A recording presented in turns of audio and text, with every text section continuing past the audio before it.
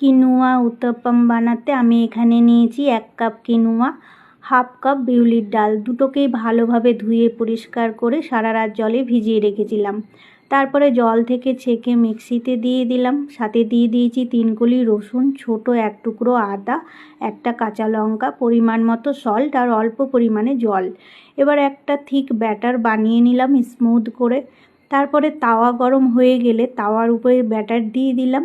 আর topping হিসেবে উপরে দিয়েছি আমি গ্রেটেড পনির, কুচনো পেঁয়াজ, কাঁচা লঙ্কা, টমেটো, ক্যাপসিকাম, গাজর এইগুলো। এক পিঠ সেঁকা হয়ে গেলেই অপর পিঠও ভালো করে সেঁকে নিলাম। হালকা করে সেঁকে নিতে হবে। ব্যাস, তাহলেই তৈরি হয়ে যায় কিনুয়া উত্তপ্পম। এবার প্লেটিং করে দিয়েছি আর সাথে দিয়ে দিয়েছি ধনেপাতার চাটনি। এইভাবে আপনারাও তৈরি করে নিন হেলদি কিনুয়া উত্তপ্পম আর এনজয় করুন ব্রেকফাস্টে অথবা ডিনারে।